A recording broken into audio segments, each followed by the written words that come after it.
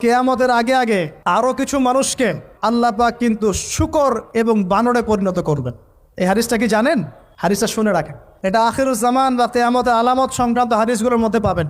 আল্লাহর রাসূল সাল্লাল্লাহু আলাইহি ওয়াসাল্লাম বলেছেন, কিয়ামতের আগে আগে আমার উম্মতের মধ্যে, ভালো করে শোনেন, কিয়ামতের আগে আগে আমার উম্মতের মধ্যে একদল মানুষ বের হবে যারা মদ পানকে হালাল মনে করবে। কাকে?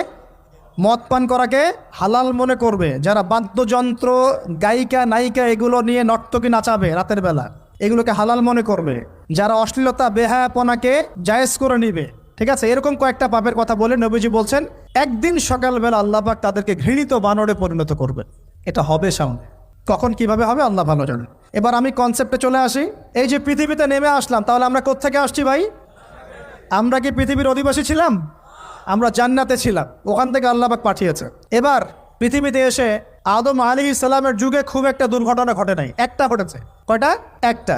ভাই হাবিলের কোরবানি কবুল হয়, কাবিলের অন্তর্দাহ হয়, জ্বালা হয়। কেন হাবিলেরটা কবুল হবে, কাবিলের কেন হচ্ছে না? এই হিংসার বশবর্তী হয়ে কাবিল হাবিলকে হত্যা করে ফেলল। হত্যা করে লাশটা দাফন করার পদ্ধতিও তার জানা ছিল না। আল্লাহ কাককে পাঠালেন, কাককে দেখে সে শিখলো। প্রথম দুর্ঘটনা হচ্ছে হাবিল কাবিলের দুর্ঘটনা।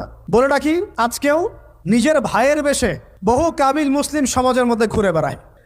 নিজের ভাইয়ের লেবাসে, পোশাকে, সুরতেই বহু কাবিল এখনও কিন্তু মুসলিম সমাজে ঘুরে বেড়ায়। তো আমরা কাবিলদেরকে কাবিলের পরিণতি সম্পর্কে সচেতন করতে চাই।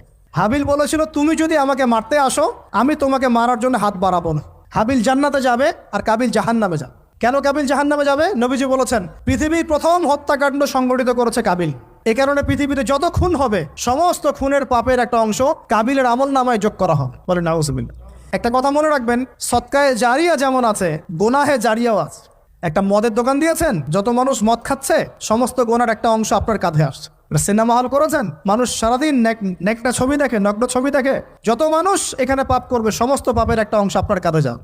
আবার একটা মাদ্রাসা করেছেন, যত মানুষ এখানে দ্বীনি ইলম শিখবে, এই নেকির একটা অংশ আপনি পাবেন ইনশাআল্লাহ। মরে গেলেও কবরে পাবেন ইনশাআল্লাহ। আল্লাহ পাক আমাদের সবাইকে সদকায়ে জারিয়া করার তৌফিক দেখ, গোনাহে জারিয়া থেকে বাঁচিয়ে রাখুন। খুব খেয়াল রাখবেন, আল্লাহ পাক আমাদের হেফাজত করুন বলি আমিন। এবার ওই যুগ শেষ, নূহ আলাইহিস সালামের যুগ। এই যুগে আল্লাহর একই সুন্নত। নূহ আলাইহিস সালাম 950 বছর দাওয়াত দিলেন, 40টা বা 80টা পরিবার ইসলাম কবুল করেছে, বাকিরা করে নাই। যারা করে নাই আল্লাহ পাক তাদেরকে ডুবিয়ে মারলেন, যারা করেছে আল্লাহ পাক উদ্ধার করলেন। সোজা কথা। আজকে সারা পৃথিবীতে যত মানুষ আমরা বেঁচে আছি না, আমরা কোনো না কোনোভাবে ওই 80 পরিবারের সদস্য। আমরা ভাই ভাই বা আমরা ওই ফ্যামিলি, 80 ফ্যামিলির অন্তর্ভুক্ত। কিরকম করে? নূহ আলাইহিস সালামের 4 সন্তান ছিল। কয় সন্তান? এক সন্তানের নাম হচ্ছে হাম। কি নাম?